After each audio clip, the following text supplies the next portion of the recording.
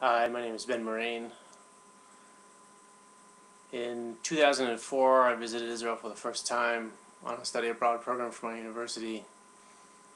Hebron was one of the first cities outside of the main body of Israel that I visited. What I saw there just broke my heart and reframed entirely how I saw not only the country of Israel, but how I saw myself and my people and how I saw my religion. In 2008, I went back after deeply investing myself in Israel advocacy and activism. And again, I went back in 2010. And every time, it reminds me of the heartbreak. It's supposed to be this holy city. It's about birthrights and burials. Abraham bought it for 400 silver shekels. In the Torah, it's a city of refuge. It's a city of priests. It's a meeting ground of reconciliation among parents and brothers. It's about family roots. It's a city given as reward for truthfulness. It's a seat of authority. And it's because Hebron is supposed to be such a holy place that I'm so disappointed in it, that we are so disappointed in it. A legacy as rich as this in shining precepts is so despoiled by its recent history and its present-day morass. I mean, how does one behave in a holy place? In holy places we speak quietly, respectfully, in hushed voices, awed and appreciative. And I listen for the whisper of the still, small voice. And many times I can hear it. Today there are few pilgrims in Hebron, just a trickle. Within its center is a die-hard cluster of Israeli settlers, 300 protected by 1,500 Israeli settlers. Some 20% of it is under near constant curfew and military patrol. The shops are shuttered and sniper lookouts from every rooftop. It's a ghost town. And the only layers of history there seem dry and ugly. Just dust swirling in empty marketplaces.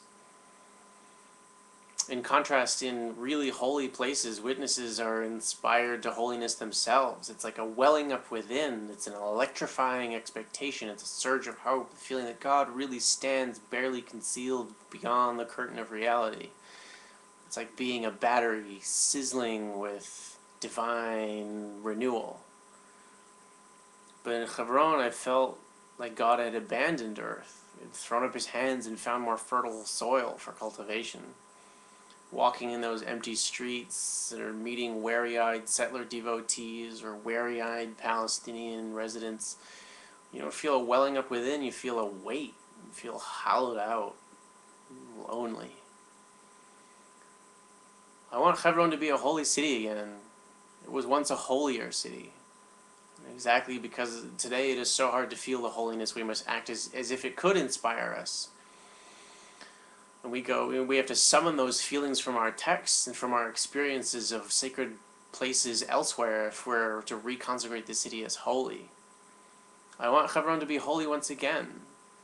Of all of the acts of repairing the world that are possible to us, like Jews of this era, this act of dusting off the suit and revealing the shine beneath, surely there are fewer more sacred acts possible to us, more rich, fertile soil for doing something truly transformative. If all of Jewish law is supposed to be to bring out the holy sparks in every moment and in every act, how great this mitzvah is. And we consider relinquishing this city because we want to revitalize it. We want to pull back, remove the settlements, and give the city hope to live again. Solomon built sacred space, the Maccabees rededicated sacred space, and now it's our turn to really lend sacredness to a wounded, deeply divided space. We must see making peace, as hard as it is, and as its hard compromises must be, as part of the most powerful act of creating holiness our people has ever endeavored. And we can infuse this act with our kavanah. We can invite God back to this lonely city, and we can inspire pilgrims. And when it's done, we can inhale that silent, awed, hushed aura of other holy cities and make it once again a city of refuge, and a place where priestly acts are common, where people speak truth, and where distant relatives reconcile. Hebron has so much possibility, and I want to be a part of that. And the next time I go back to Hebron, I want to see it holy and healthy. And there's a few of us who are working very, very hard, very, very seriously on that future day of Hebron, and I invite you to join us.